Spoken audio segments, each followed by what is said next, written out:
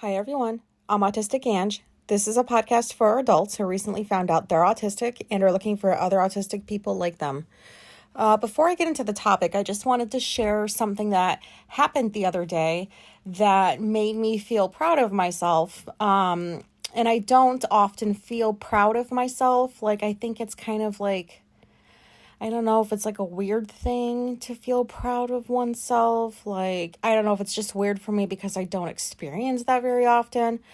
But anyways, if anybody plays those murder mystery things that you can buy in a box, and it's like a mystery in a box that you solve.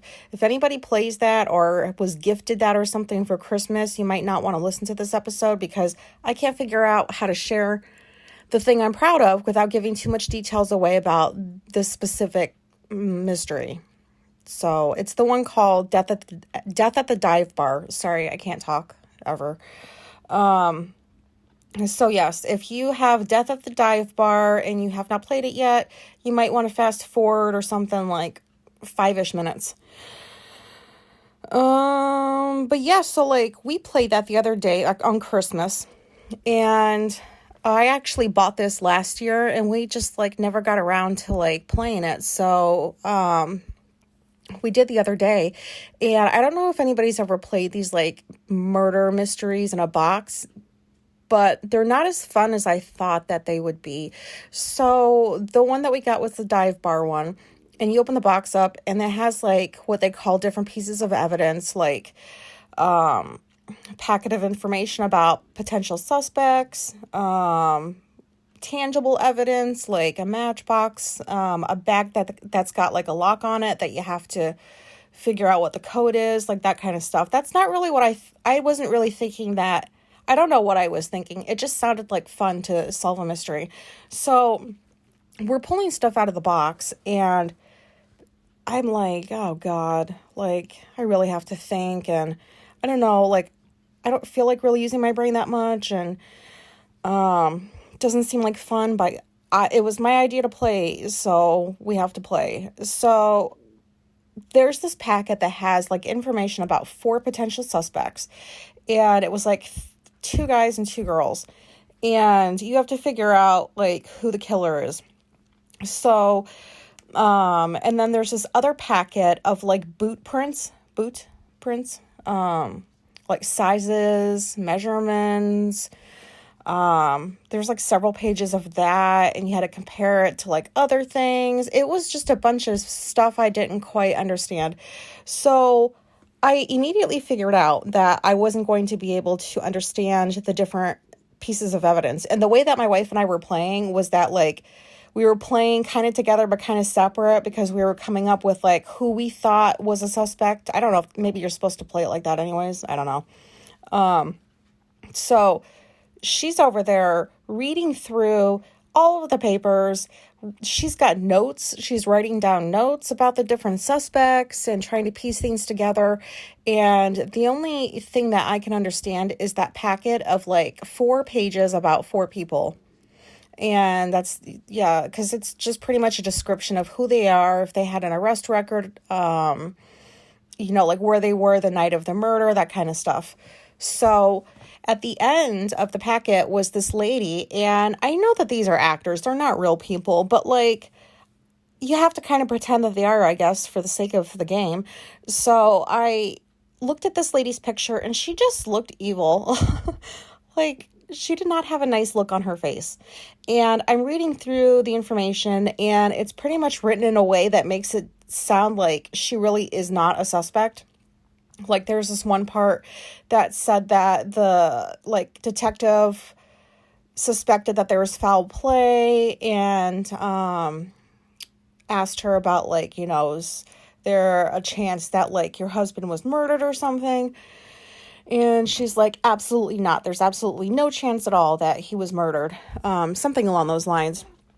And, what spouse in their right mind is going to not want the police to investigate every potential avenue, unless they were the ones that killed their spouse. But anyways, the point I'm getting at is I got it right. I figured out that it was the wife because, A, you always got to look at the spouse. because it's for financial gain, especially like with the female spouse. Well, I shouldn't gender it. I'm sorry. I mean, at least in like the true crime shit that I watch and see, like with the women, it's usually they're after the financial gain, the life insurance or whatever. So I came to my conclusion based on how the lady looked in the picture and what was written about her. And then I'm like kind of looking at some of the other stuff in the box, and I'm like, all of this stuff is about guys' boots, guys this, guys that. There's nothing about like anything about like a potential female suspect. So I just used intuition. That's the best way I can describe it. I just went with my gut and I was like, I think she did it. And I had no fucking like evidence or anything to support why I thought that. And so my wife sees me just sitting there and she's like, you already know who did it? And I'm like, yep. So like 15 more minutes goes by and she finally has her answer, and with all of her notes and all of the different studying that she was doing, and she came up with the wrong person. And I did not. And I could not help but gloat. I was like, you spent all that time. Because, you know, my autistic brain, I don't know measurements. I don't understand numbers. As soon as I saw those things, I was like immediately shut down. I was like, nope, I'm not even fucking looking through that stuff because I know it's just going to make me anxious because I don't know how to understand this kind of stuff. So like, you know, the fact that like she spent so much time like really trying to figure it out, and I used intuition within the first 5 minutes. And then I just had to kind of wait for her to arrive to her answer. And so it's not often that my brain beats hers and stuff like that, if that makes any sense. So like when my brain wins, I fucking relish the moment. And I was throwing it in her face like, you did all this and you read all this and you took all these notes, and I went off of my gut and I got it right. And because I told her I didn't know how to understand the other stuff. So it's just like a catch-22 sometimes, you know? Like, I wish I could understand things that other people seem to understand fairly easily, or they can learn it somewhat easily. Like, I wish my mind worked that way, but it doesn't. So I'm left with, what other tools do I have at my disposal to try to help me with this problem? And that's kind of been like my whole life. Being in situations where a good portion of whatever's going on, I just don't understand. So I have to go with my gut to figure out like what to do or what the answer is, or you know what I mean? Anyways, I just wanted to share that. I am like so fucking happy that like I beat her at that, and it didn't even really take much work. So anyways, on to today's topic. I thought that I would talk about catastrophic thinking. This probably isn't anything new to anybody listening, but I do it all the time, and I don't think I've talked about that yet. If I have, whoopsie. Sorry. But in my mind, it doesn't feel like I've already talked about it, so I'll just go with where my brain's at right now. So I titled the episode Catastrophic or Neurotic because sometimes I really have a hard time differentiating the meanings between two words like that are very similar in meaning. Like, I do not understand what the big difference is between catastrophic and neurotic. And I mean, in my mind, it kind of seems like they're the same thing, but I don't know. And I also don't know quite if this is a primarily, like, maybe primarily isn't the right word, but if this is kind of like catastrophic thinking is like what a lot of autistic people experience. I'm not sure about that. I've heard some autistic people talk about it, but I haven't heard everybody mention it, so I don't know if this is autistic or not, or if that even matters. Like, I don't know. But anyways, I was doing it yesterday. I do it every day, and I don't even realize I'm doing it sometimes because that's how natural it comes to me. Like, my mind just automatically goes to worst case scenario because, like, I guess I feel the need to prepare for it. So some examples.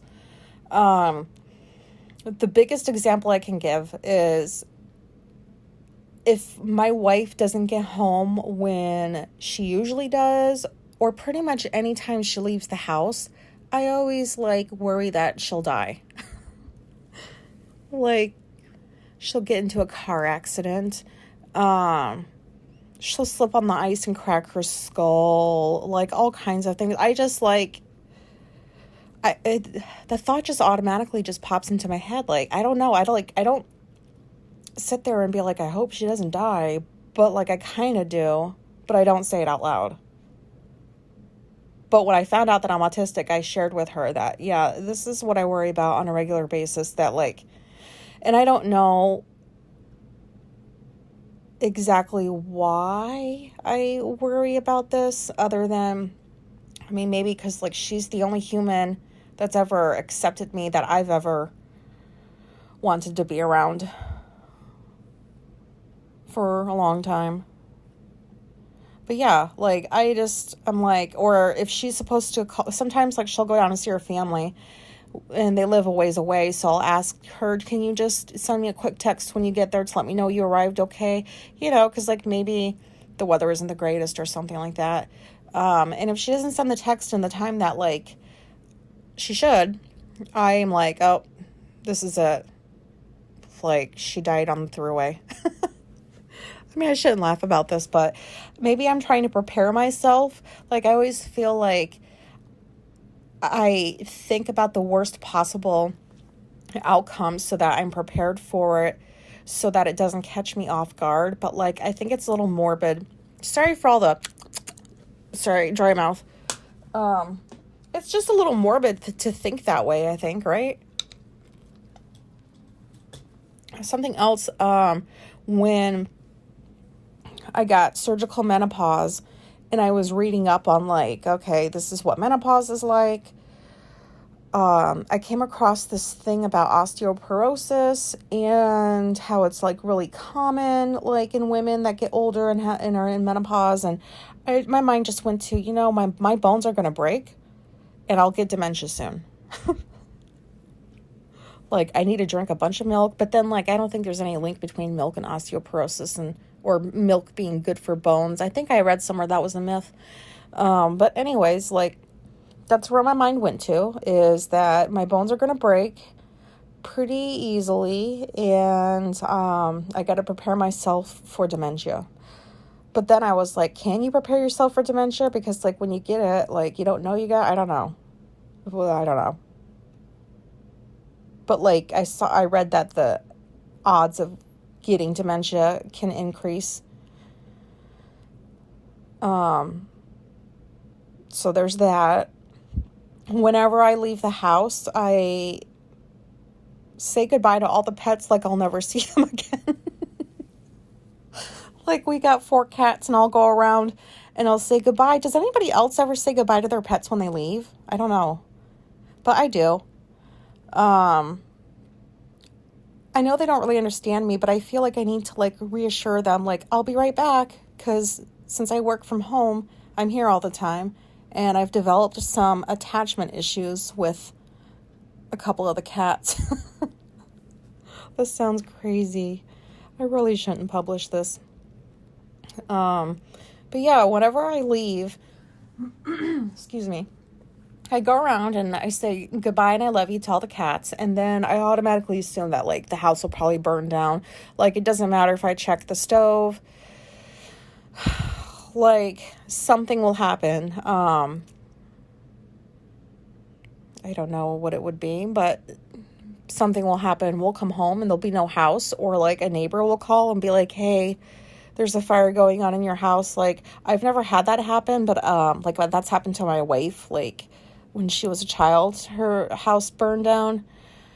But it's a thought I've always had, and it's very irrational, but I can't help that it just pops into my head all the time when I leave. When I get into my car, I just am very prepared for it to break down. Because I think I've already mentioned this, but when I was in the military, I was overseas in England for 5 years, and I think I had 4 cars. So it was almost like a car a year, because I was never taught about how to take care of cars. I was never taught about oil changes and all that stuff that goes along with it. So once the car would shit out, I would just go get another lemon, and that would last me a year, and then it would shit out and I'd go get another one because I didn't know any better. So when it shit out, it usually shit out while I was driving it. So it would just kind of pitter out somewhere. And it became such a regular occurrence. Like, it wasn't even, I mean, like, when I had these cars, they would still break down in between me getting new ones. So it's not like it happened one time and I went and got a new one. I just got so used to cars breaking down and anxiety that goes along with it that it became just something I expected whenever I got into the car. And to this day, I mean, that was like 20 years ago almost. But to this day, I still do that. I make sure that when I leave, I have enough water, that I've gone to the bathroom, because if I break down, I don't want to have, I want to have just gone to the restroom. So I bring enough water with me in case, like, it's an 80-degree day. I don't want to die of dehydration. I might have a snack with me. I'll have a phone charger. If it's the winter, I'll have like a couple blankets or something. Like, you kind of should have that stuff in your car anyways, I think. But, like, I am very mindful of, like, what do I have if this car breaks down? I mean, I have AAA. I've paid for that for, like, 12 years now, and I've only had to use them, like, 2 or 3 times. And one of those times was them just coming to the house to give me a new battery. But I'll pay for it every year. Like, my wife gives me so much shit. She's like, I think the insurance, like, has an option where, if you break down, blah, blah, blah, they'll send someone. And I'm like, nope, AAA is a guarantee. I'm going to continue paying, because, like, the 1 year I don't pay for them is when my car is going to really break down. And, like, they're the only people I know how to call. Like, it's just this whole thing. But yeah, like, that's just where my mind goes. And it's normal for me. Like, whenever I get into my car, I just have this thought, like, oh, I might break down.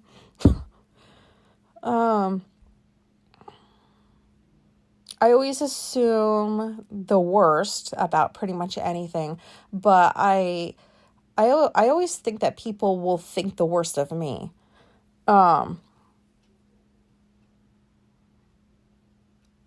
Like, this is a hard one to change, but, like, I've been treated pretty shitty throughout my life. And I don't know, like, I always think that people will just think very negatively of me. Like, maybe if I have an interaction with somebody and in reality it went well, but in my mind, I don't think it went well. I think that they probably think I'm a weirdo. They never want to talk to me again. Like, all kinds of things. If somebody says, hey, I'd like to talk to you, or we need to talk, or anything like that, I assume it's about me and that I've done something wrong. And I'm still figuring out how to break this. Like, my wife says this a lot, and after all of the times that she said that, and it's never been about me, do you think that, like, it would get through my head at this point? No, it wouldn't. I mean, I've heard this, like, at home when I was growing up. We need to talk. Like, we'd be out at the store. I would do something, like, I would stim or something like that, and it would apparently, like, piss my mom off because it drew too much attention or something. And she's like, wait till we get home. We're going to talk about this and whatever else. I hated those words. When I was in the military, like, the first couple of years, I was like a dirtbag airman. I would hear, like, we need to talk, like, a lot. I should have gotten kicked out of the military, if I'm honest. Like, the first couple of years, they should have kicked me out, but they didn't, because I was a fucking dirtbag. But yeah, to this day, I don't like hearing, like, we need to talk, because it's just, my mind goes to, yep, I fucked up. What did I do? Storms. Like, anytime there's, like, tons of wind, and we've had that lately. Thank goodness we got that tree cut down, because that definitely would have crashed into the neighbor's house by now. But we've had like a lot of windstorms. And like, I just assume like, okay, like some tree is going to crash into our house and here's what I'm going to do when that happens. And like lightning, I assume that like it'll strike our house, it'll burn. So, when that happens, this is how we're going to get out. This is where the cats are going to go. Like, it's like I have a fucking plan for everything. If somebody comes to the door, obviously I'm not going to answer it unless I was expecting someone. But like, I don't know why I think this, but I assume that if somebody comes to the door, it means I did something wrong. Like, I don't know why I think this. I don't remember like people coming to the door and being like, you did this. And like, I don't know. I don't want to answer it. And that like with a cop car, whether I'm driving or I hear a siren or one's driving down the road in front of the house, I assume they're coming for me. Oh my God. Like, I just assume it's for me. Like, everything's about me, apparently. Like, all the time, wherever I go, it's me, me, me, me, me. And this catastrophic thinking shit doesn't help either. Like, it just doesn't. And that's like, I mean, like, those are like the ones I can come up with off the top of my head. But like, does anybody out there think this way on a regular basis and like maybe you don't even realize you're doing it?